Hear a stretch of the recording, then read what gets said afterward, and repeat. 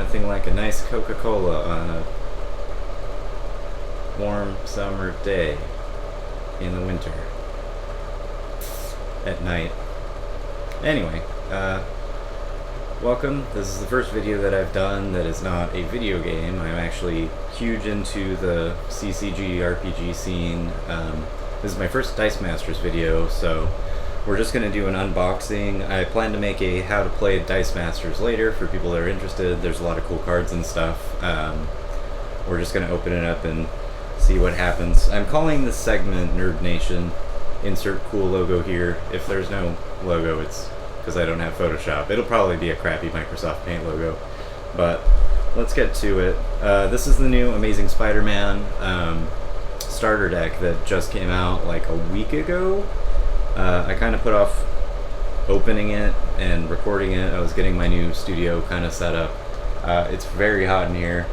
I'd prefer not to wear a beanie, but I was told that I look cute in it, and I forgot to silence my phone. So if you hear random chocobos, it's just because people like me. The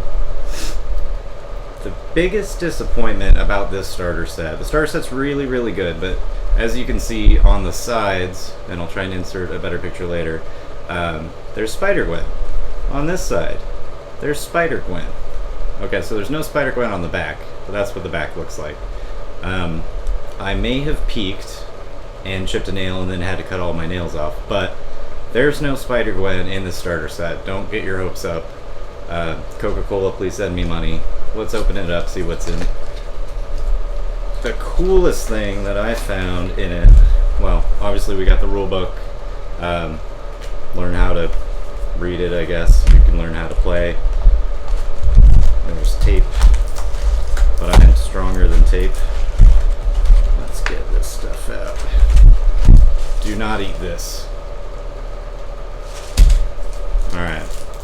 The coolest thing that I found is that in the old starter sets, you just got these like crappy, well, not crappy, but kind of like paper blue or red bags, and these ones you get really cool fan art, so you can tell Dicemasters is making some money. I will probably use this bag because it's got Spider-Gwen on it, even though I bought the Age of Ultron collector's box, which comes with this felt bag that, you know, is rather opulent. The other bag's a little bit different. It has many of the Spider people. And then for Peter Parker fans, you've got your own little Spider-Man. Spider-Gwen is better. I'm just going to throw that out there. I don't think I need to show you the dice because it'll show what the dice look like on each of the cards. Let's bust this open. Important thing number one, which now that I've opened it up, I need to get cracking, is the checklist. And the checklist will tell you what's in the entire set. I will say that I bought 40 booster packs before I got Spider-Gwen, and I got the common one, which is just like the first set. I bought about 40 packs trying to get Deadpool, and I finally got 2 at the very, very end. So we've got our basic action cards, and then we've got our characters, and then we've got our colors for what colors the action dice are going to be. So we've got gray and cyan, which is blue for those of you who don't speak art, orange, and pink. If you play Spider-Gwen, pink should be your action dice color reminder of choice. Basic action cards we get in this set, we get with great power. Costs 3, spin all your characters, dice level 1, up 1 level. With the double hashtag, or double star pound signs, you get instead spin all of your character dice up to level 3. Not bad. We've got Web Blast, deal 2 damage to target non-Spider-Man character die, and it's got the underdog trait, so if they've got more characters on the field than you do, instead KO target non-Spider-Man character die. So obviously that's good if you make a Spider-Friends team. True Believer, costs 2. Target character gets +2 attack and +1 defense until the end of the turn. It's got a global. Pay 2 masks. Once during your turn, you may remove one of the characters from the field zone until the end of the turn. So, not bad. More of a buffer. Spidey's Last Stand costs 3, sacrifice a character to draw and roll 2 dice. Sacrifice characters are placed in the used pile. I'm kind of about that card. 2, Slander.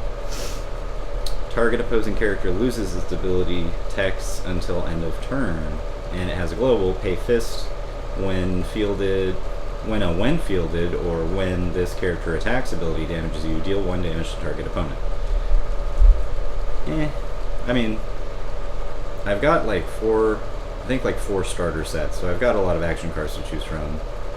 There's only a couple in here that I think are pretty good. Great Responsibility, costs 5. Sacrifice a character to KO target opposing character. That could be really good. You could like throw out a 2-cost Black Widow and take out their 7-cost Juggernaut or something like that. Exposed, costs 3. Target opponent must pay 1 life for each non-villain assigned to block this turn. And it has a global, pay 2 lightning. Target opponent must pay 1 life to block with 1 or more characters. You may only use this once per turn. Betrayal, costs 4. It's got Gambit, being controlled by Mr. Sinister. That's kind of cool. Deal 1 damage to target opponent for each character die in the field zone. And double £. If Betrayal dealt at least 2 damage, put this die in your prep area. So that's pretty good. It's a good, if you're going for like a burn kind of deck. I mean, do you call them decks in this game? Do you call them dice pools? Dice-orama? Anyway, back for seconds. Cost 4, underdog. Field any character from your use pile at level 3. That's pretty good. That one I would say is worthwhile. Arch Nemesis, cost 4. Target character die you control and target opposing character die deal damage to each other equal to their attack. So it's kind of like fight cards, in Magic the Gathering, if you play that. It has global, pay 1 shield. Target character has defense equal to its attack until the end of the turn. Those are always fun, the switcheroos on stats. It makes it harder to predict what you're going to do if you've got open energy just laying around. As far as characters, we've got 3 different white tigers. To make the video a little bit shorter, I'm just going to kind of show you each of them. I'm going to use clever editing and just take a picture on my phone and then splice that in while I talk about it. But White Tiger, if you watch that amazing or Ultimate Spider-Man cartoon, you're probably familiar with her. Otherwise, you're like, I don't know this girl. Spider-Woman, there's 3 different versions of her. Agent, Lady Liberator, and Secret Avenger. Of course, you get Spider-Man in this set. There's 3 cost, 4 cost, and 5 cost. Silver Sable. Most of you youngins have no idea who she was, but I really liked her growing up. She was one of my favorite characters, between like her and the X-Men, and then even Alpha Flight. I liked Alpha Flight a lot. You get Kingpin, so there's your big villain. You get Ghost Rider, which, if I'm not mistaken, is the new girl Alejandra Ghost Rider. You get Drax, which I think is freaking awesome because I love him. And if you bought anything from Age of Ultron, you hopefully picked up like a Star-Lord and a Gamora, Rocket Raccoon, and Groot. And this Drax will complement them pretty nicely. It does have the Guardians of the Galaxy symbol on it on all 3 versions. And then for your last villain, you get Carnage. Carnage is cooler than Venom. There. The internet is about to blow up. I just started a war. That's pretty much it for the set. I recommend it. I think it's a good place to start. I think the bags are awesome. A lot of good cards in here. Feel free to check them out. Mess around with building your own decks. I think I'll probably make a video or 2 of using this set exclusively to build decks or Dice-a-Palooza or whatever it is that we decided to name it. Thanks for joining Nerd Nation. I'm going to awkwardly walk around the office and try and press stop, and I'll edit out what I just said. Alright, have a good one.